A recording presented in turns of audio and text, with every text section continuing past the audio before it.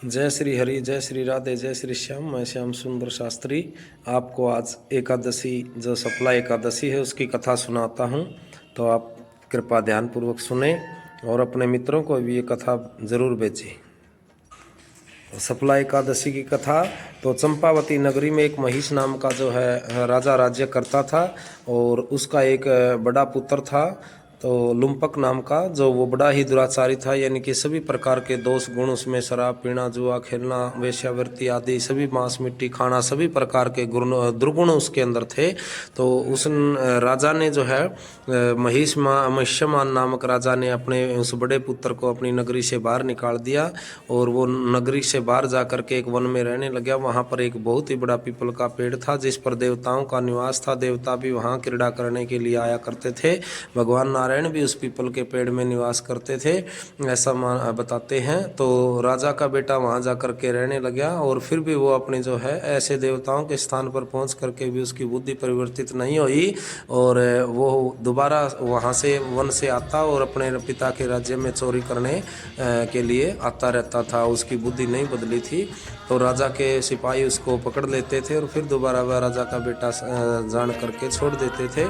तो इस प्रकार उसने बहुत ज़्यादा चोरी करता रहा और एक दिन जो है उसने पोख मास की सफला एकादशी के दिन जो है राजा के राज्य में चोरी करने गया। तो पुलिस ने उसको पकड़ करके उसको पिटाई करके उसके कपड़े लत्ते उतार करके उसको वन में भेज दिया। तो कड़ाके की ठंड थी। ठंड में जैसे ही वो जो है वन में गया तो वहाँ तक बहुत थकान और भूखा प्यासा हो गया था और सर्दी से कांपने लगा। उधर फिर जाते ही जो है पीपल के पेड़ के नीचे बैठ गया और पीपल को बाहों में भर करके रोने लगा और थोड़ी देर में पास के जो पर्वत था उससे ठंडी हवा आने लगी जिससे उसके शरीर में और कंपन और दर्द होने लगा और गठिया जैसी पीड़ा होने लगी। तो उसके साथ साथ में जो है उसने फिर सारी रात जो है नींद नहीं आई और सुबह होते ही कुछ दर्द कम हुआ तो वहाँ आसपास के जो फल पेड़ पौधे थे वहाँ से जो है फल ले करके आया। शिकार करने की उसमें सामर्थ्य नहीं थी तो फल ले करके उसने पीपल के पेड़ के नीचे ले आकर के रख दिए और कहा कि हे प्रभु, आप मेरा भोग स्वीकार करो। मैं आज जो है भोजन नहीं करूंगा क्योंकि मैं इस जीवन से दुखी हो चुका हूँ।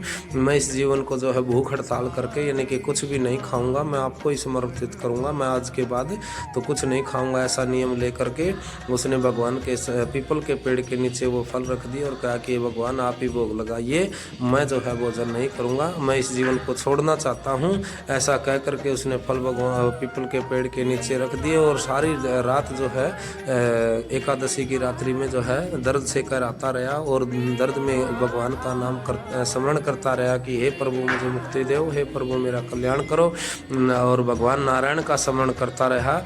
इस प्रकार नारायण का स्मरण करते ही सुबह उसने देखा कि भगवान ने जो है भोग लगाया रात्रि में आकर के पीपल के पेड़ में जो प्रभु का निवास था और सुबह उसको दर्शन दिए कि जा आप मेरे प्रभाव से जो है आपके सारे पाप नष्ट हो गए हैं क्योंकि तूने सफला एकादशी का व्रत जो है जाने अनजाने में किया है। जाने अनजाने में उसका और सफला एकादशी का व्रत पूर्ण हो गया। तो इससे भगवान बहुत खुश हुए और उसको वरदान दे दिया कि आज के बाद आपके सारे पाप नष्ट हो गए हैं। तो कहने का भाव ये है कि सफला एकादशी का व्रत जाने अनजाने में आप चाहे कि किसी भी प्रकार से करो, इसका प्रभाव बहुत ज़्यादा रहता है। जैसे अग्नि में कहता है कि जान करके हाथ डाल दो या अनजाने में हाथ डाल जाए अग्नि में तो अग्नि जला ही देती है। तो इस प्रकार भगवान का कीर्तन और भगवान का भजन और एकादशी का व्रत जाने अनजाने में भी हो जाए तो उसका प्रभाव बहुत बड़ा होता है। तो जैसे इसे जो है लुम्पक नामक राजा के बेटे ने किया तो भगवान ने उसके सभी पापों को नष्ट कर दिया और उसको एक चमत्कारी असव दिया और असव पर बैठ करके और नवीन वस्त्र वगैरह उसका स्वस्थ शरीर कर दिया भगवान ने और कहा कि अब तुम अपने राज्य में जाओ। तो राजा का बेटा जो है चमत्कारी घोड़े पर बैठ करके अपने राज्य में चला गया और राज्य में जा करके उसने अपने पिता को प्रणाम किया।